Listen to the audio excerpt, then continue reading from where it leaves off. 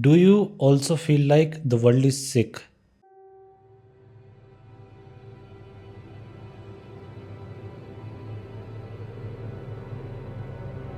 Said you guys were basically stealing people's stuff and not paying them, and then he wound up murdered. What was that? And the people who are supposed to keep it immune to human flaws are themselves becoming the disease. Yes, I'm talking about the politicians, the leaders, and whatever in your country you have, mayor or whatever. First of all, I'm not trying to defame or particularly point a particular leader like Donald Trump or Modi or Russian Vladimir Putin.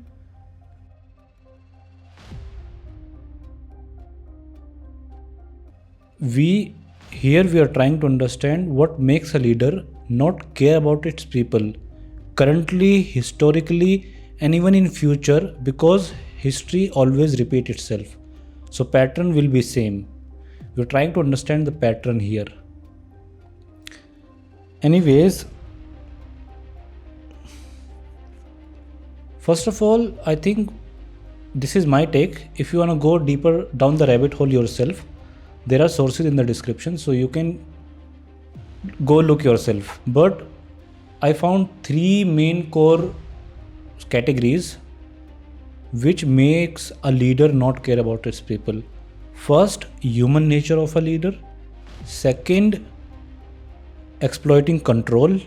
And third thing I named is power economics. So let's just quickly understand these three. I won't take much of your time. Human side of a leader. Basically, like most human, they're also human. So they are mortal. They age, they die. So what they try to do is they try to maximize the output in the shortest time they have, but for themselves mostly. There are good leaders as well. I'm gonna talk about them later. But in the minimum time they have, they try to maximize selfish goals, or they try to complete their selfish goals. There is a term for this called hyperbolic discounting.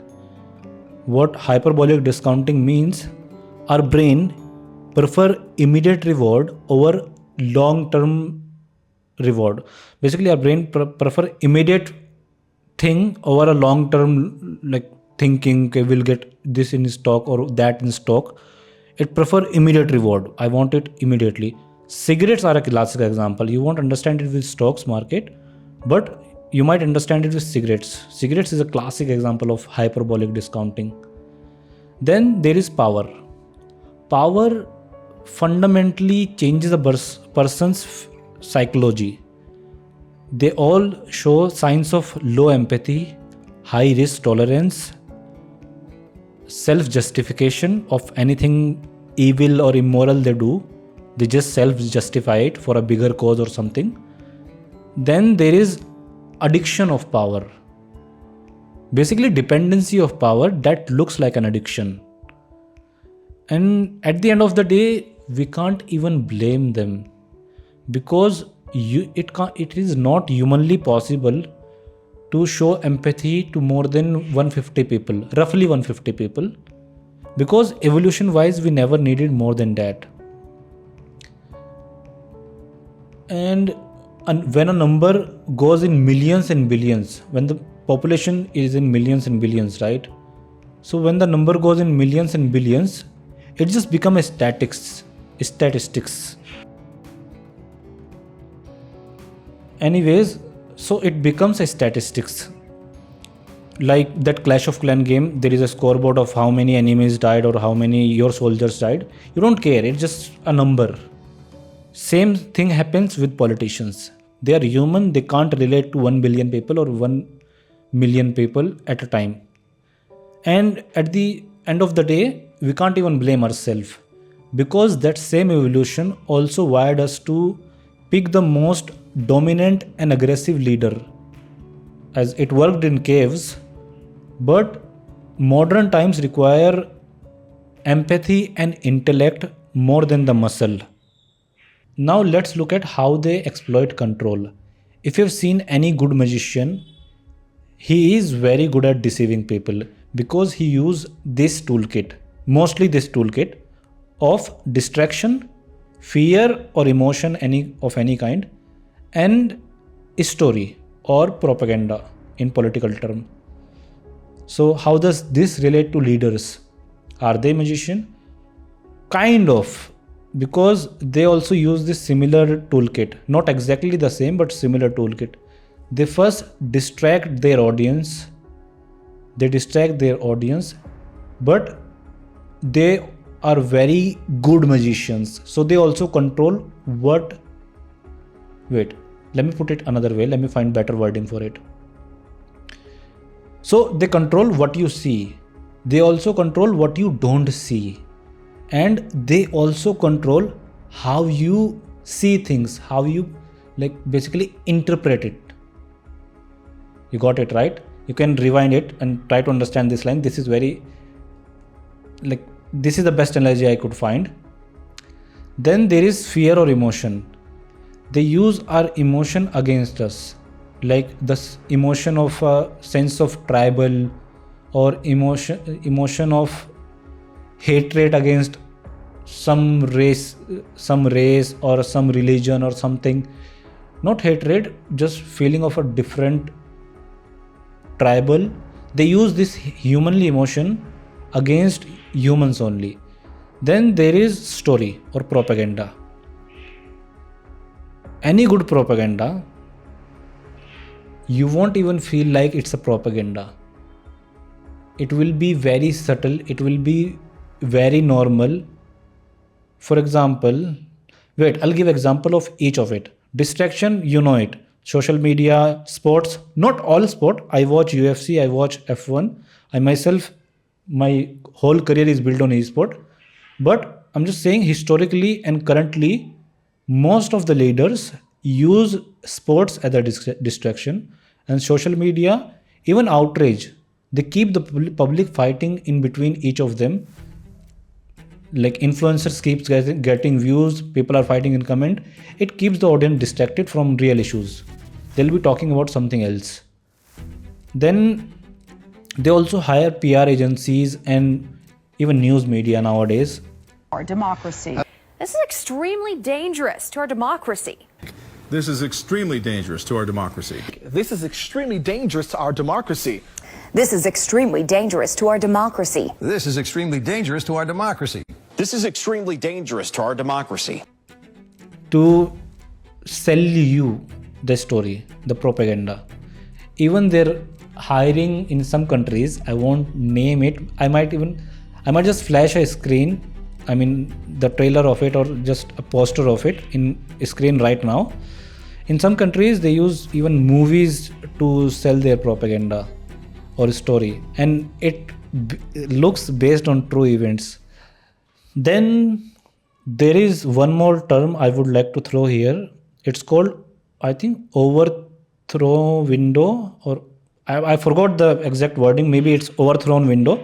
Basically what it states is we choose our leaders to represent us, to bring us forward as a species, but their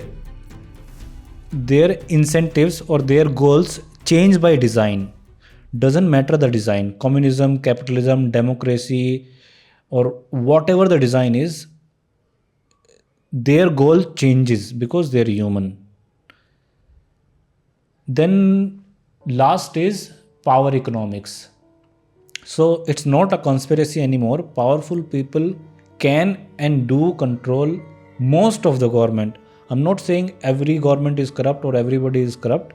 That is a false narrative. What I'm saying is you can see real examples right now in history of rich people or elites controlling the government. This is the chainsaw for bureaucracy. Chainsaw!